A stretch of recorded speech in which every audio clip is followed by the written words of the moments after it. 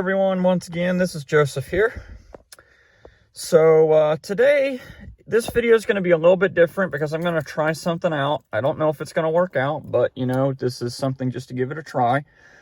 I'm actually going to try here in this video to reach out to some of my favorite YouTubers that have a lot of knowledge on this topic for various reasons, just because I want to make sure I do this right the first time. Of course, all of my regular viewers can also, if you have any feedback that you can give me, be sure to leave it in the comments section below.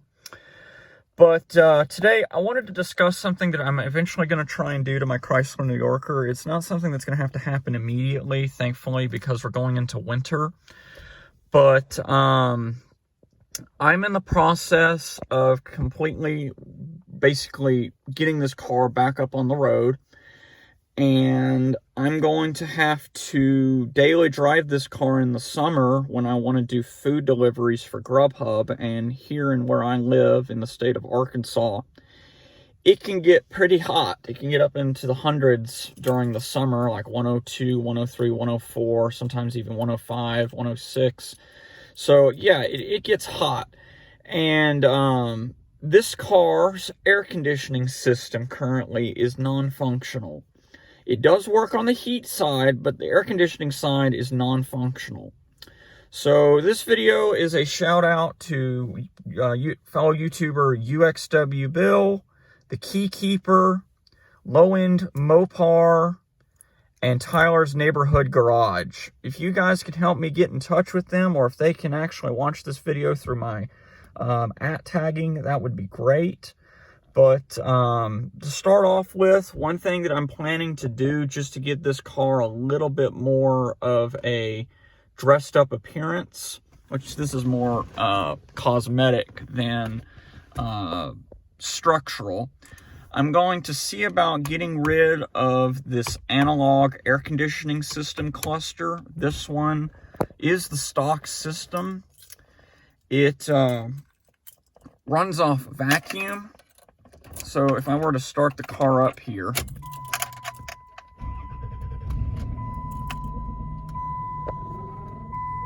you'll hear the blend door squeak a little bit, as you just heard. But the system runs on vacuum. I'm going to move the vents out of the way so they don't cause wind noise. But you'll hear hissing. All the vacuum lines still work. Tyler's Neighborhood Garage told me to look into that and make sure that those blend doors work before buying one of these cars. So hopefully the little rheostat, the little rubber rheostat that's in the back portion of this is not gummy or in any way to where it's going to go bad. But let me go on ahead and pop the hood here and show you guys what type of system this thing is using. Some of you are probably going to be like automatically knowing what it is, but I'm going to go on and show you anyway. And then I'll discuss what I've been told so far. So here, let me put you on a tripod here. Apologies for the wind noise. It's kind of windy today, but let me get the hood up. So this is, again, if you are not familiar with it, it's a 91 Chrysler New Yorker 5th Avenue Mark Cross Edition. It's part of the C-Body Chryslers, has the multi-port 3.3 liter V6.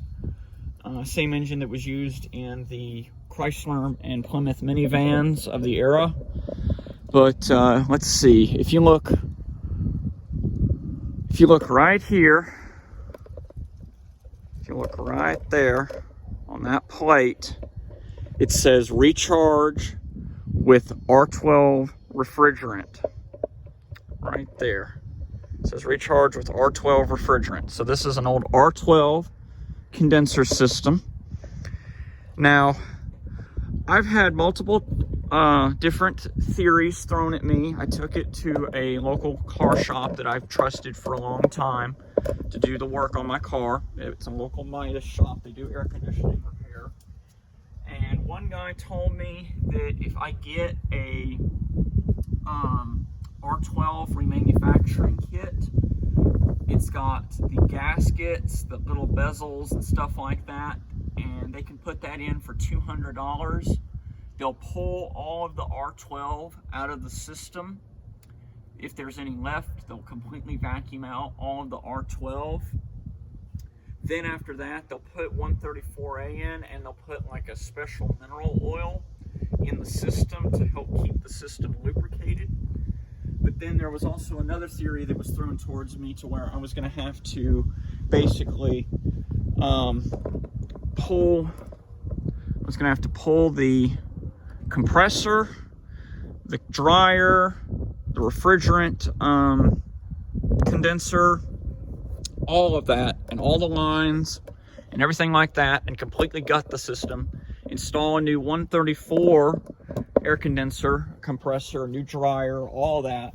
And my R12 compressor still works. It still clicks when you apply positive electricity to it. It currently does not turn on because there's not enough coolant in the system, but it does still work. Now, my mechanic told me, he said, depending on where it is, if the leak is in the seals of the compressor, I'll have to buy a new compressor. But if the leaks are coming from this little compartment down here, there's some hoses that are down in the bottom of the front end part of the bumper that's got some little like plastic and rubber PCV valves and other miscellaneous stuff, and just all these hoses. If it's just some of the little gaskets, I could see if it's just the remanufacturing kit, it could run me only $200. If I have to completely gut the system, it can run me up to $1,000, and that'll take me a while to save up for it.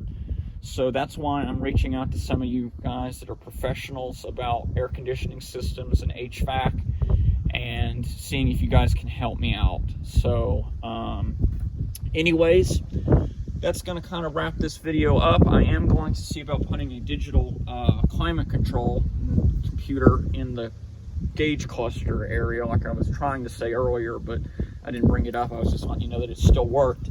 But anyways, thank you for watching. If you guys can help me out, that would be great. And if any of the YouTubers that I mentioned arrive on my YouTube channel, welcome. Thanks for stopping by, and look forward to hearing from your expert opinions.